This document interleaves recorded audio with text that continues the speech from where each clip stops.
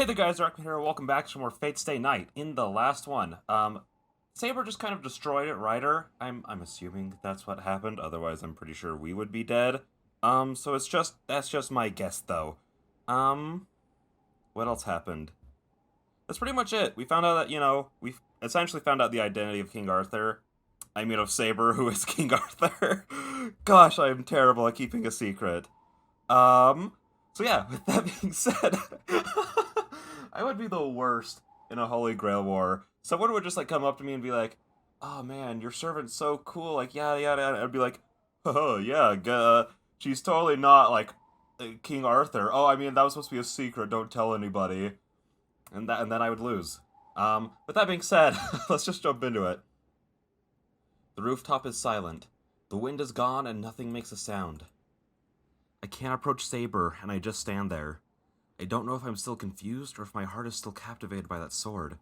My mind is acting strange, and only insignificant things come in my mind. Why does she have that sword? That golden sword is the property of a well-known king of knights. I try to think of how she ended up with the sword. I notice that I'm trying to avoid the simplest of answers. There's no need for complicated guesses. That sword has always been hers. That's why her true name is easy to figure out. I don't know what kind of mistake was made, but there's only one person she can be if she has that holy sword. Saber does not move from that stance, from the stance that completed her blow. I should run up to her, but my body won't move. Up to now, I only stood in words that Saber was a heroic spirit. Perhaps I realized that she was a hero of the past, something different from me, and I hesitated to go near her. I hear a scream. Something is burning in the background. Who's there? I look in that direction. There I see a book burning into ashes, and... Yo, so we actually killed her, let's go! It's burning! My command spell is burning! Shinji is there, watching the burning book. Shinji. He must have realized that Ryder's defeated, and he's at a disadvantage. Shinji turns his back to me as if to flee, and runs towards the exit. Shinji jumps through the door leading to the stairs. Stop, Shinji! I can't let him go now, but the instant I start to follow him, out of the corner of my eye, Saber collapses. My mind freezes. Shinji is running away, and Saber is on the ground.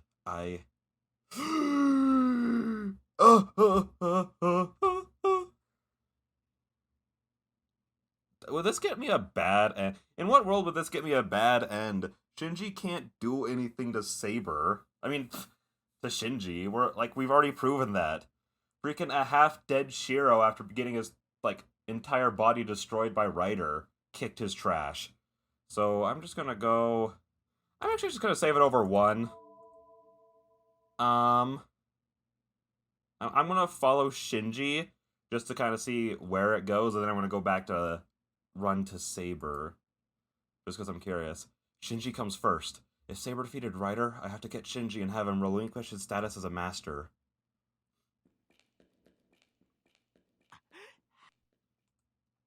High-pitched footsteps echo in the dark. Mato Shinji flees through the dark hallways. Damn, what's with that woman? How can something so ridiculous happen? Ryder's noble phantasm is the strongest, so why does she have to lose? She's just Saber, so why does she have such a noble phantasm? It's unfair. It's unfair. It's unfair. Rolling down the stairs, crashing into the wall, crawling on the ground, Mato Shinji heads for ground level. In his mind, the image of the light that slashed Ryder will not fade.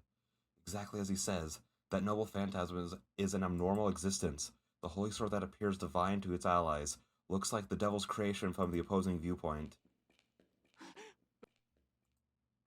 So he runs through the darkness. That light will come if he stops. He will vanish without a trace if he turns around.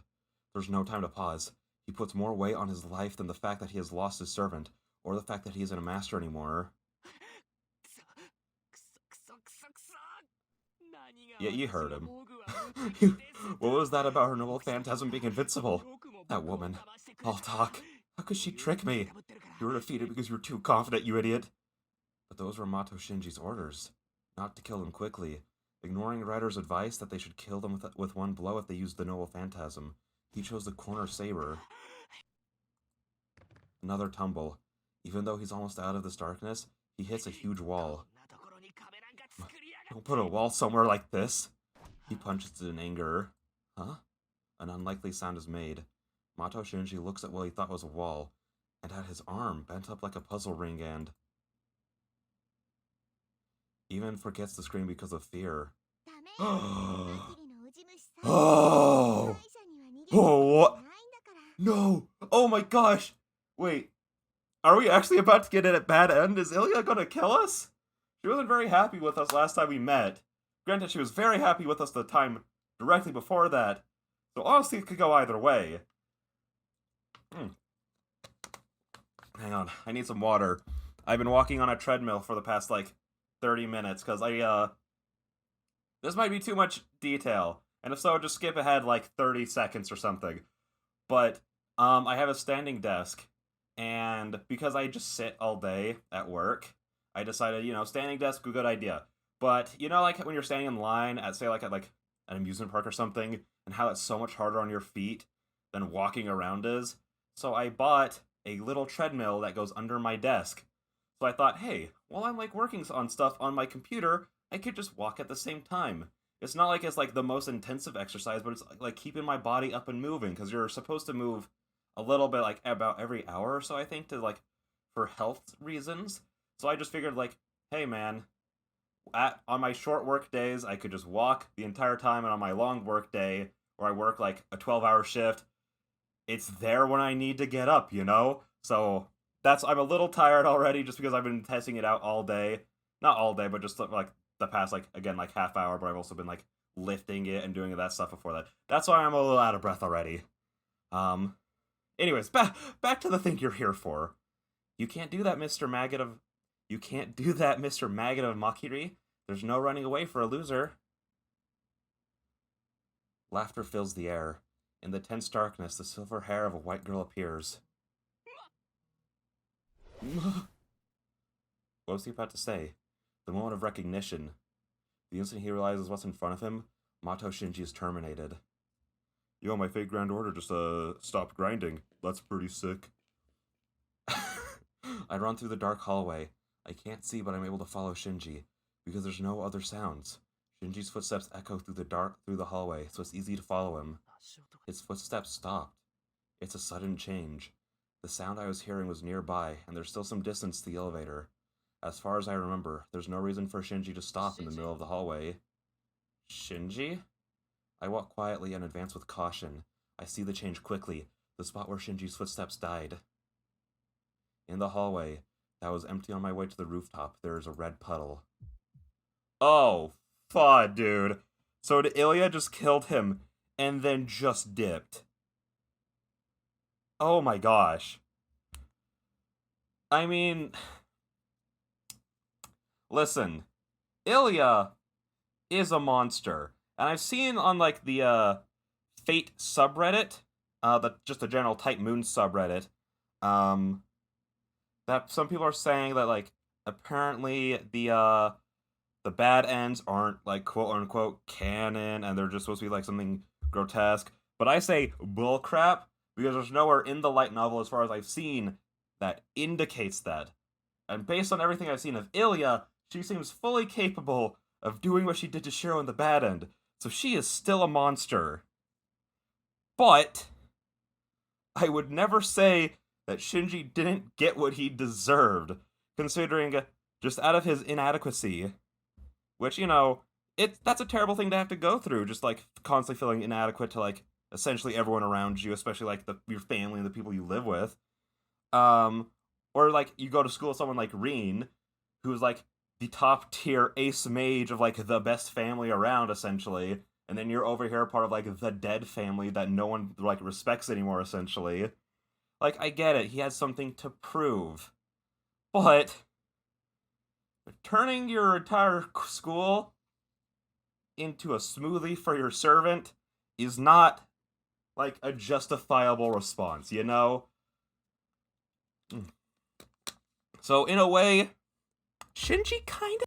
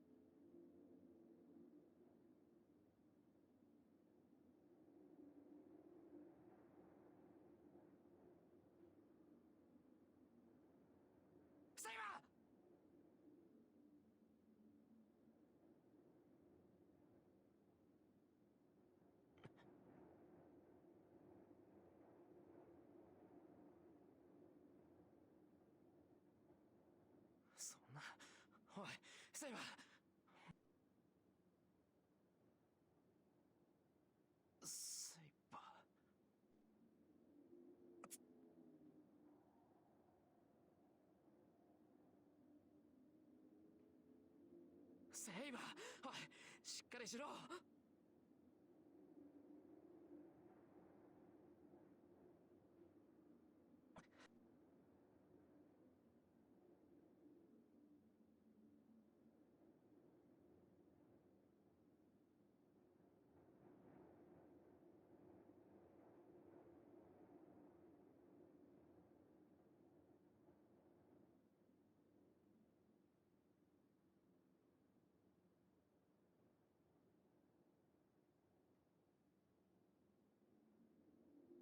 うちに連れて行くからな。文句があるなら。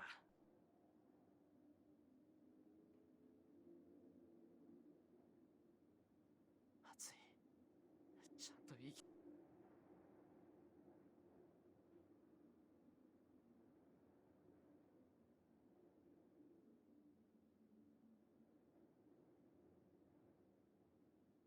すぐに帰るからな。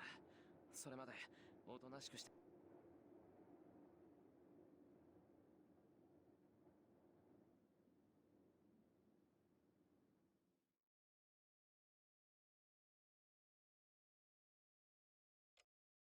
終わったわよ。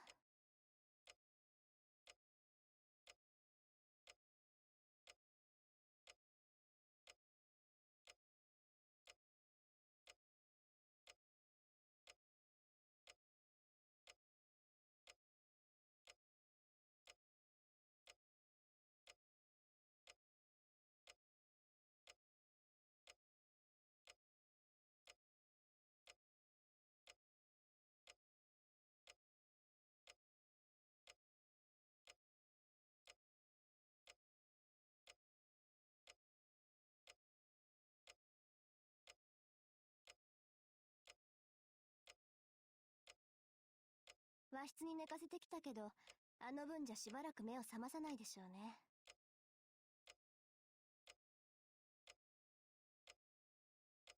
そうか。遠坂がいてくれ。俺じゃあ、セイバーの手当てなんて。まあ、鎧を脱がせて楽にさせただけだから、お礼を言われるほどじゃないわ。セイバーの体も良くならないし、私は何もしてないもの。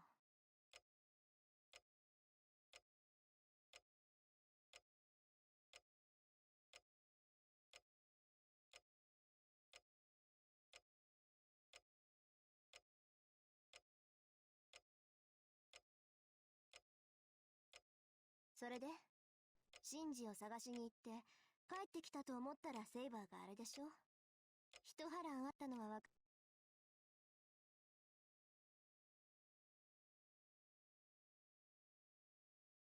ライダーを倒した。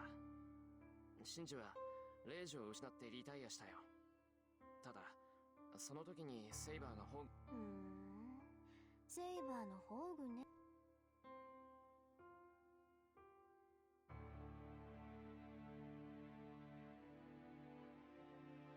まあ追求するのは勘弁してあげるわ。それどころじゃないって。言葉通りの意味よ。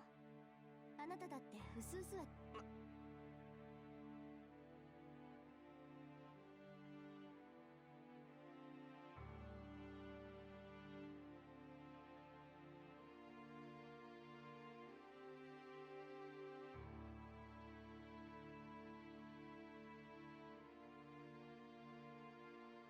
消えるって、セイバーが消えるっていうのか。お前当然でしょ。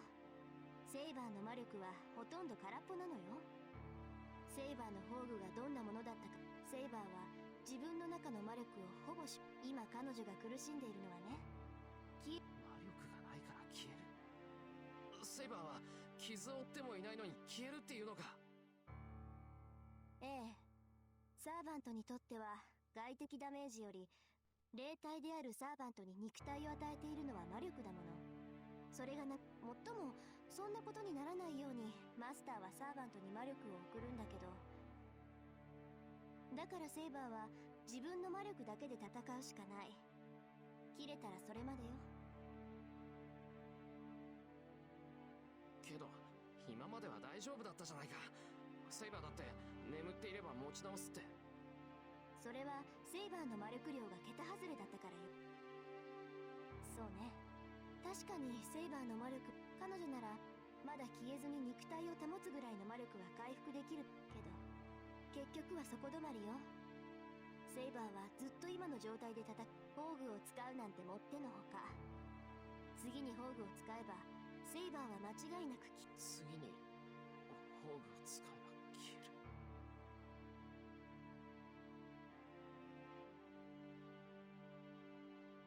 理解できた？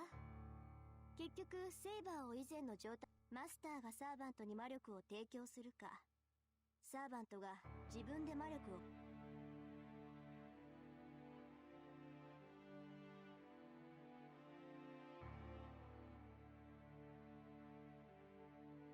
まさかセイバーはそんなことはしない。セイバー自身がそんなことでしょうね。一般人を犠牲にするぐらいなら、セイバーなら方法は一つだけよ。セイバーを消したくないのなら、あなたが魔力を提供。それはけど俺は魔力を提供する方法なんて知らない。あいにく。まあね、共有の魔術を教えてあげても間に合わない。シローは魔術師に向いてないから覚えるのに1年ぐらいかかるだろうし、覚えたところで使えないわ。まあ召喚時にセイバーとパスは通っているはずだから、まだ他に方法があるかもしれないけど。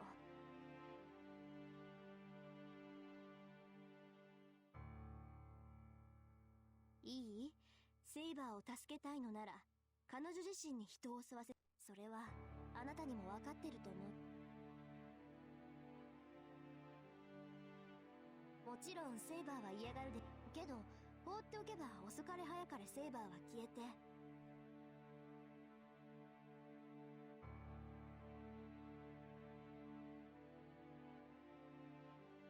なら答えは一つ。レイジを使いなさい、エミヤ君。それで最悪の事態は避けられる。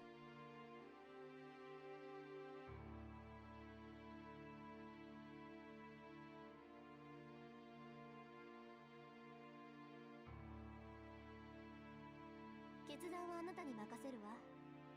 セイバーは眠らせておけ。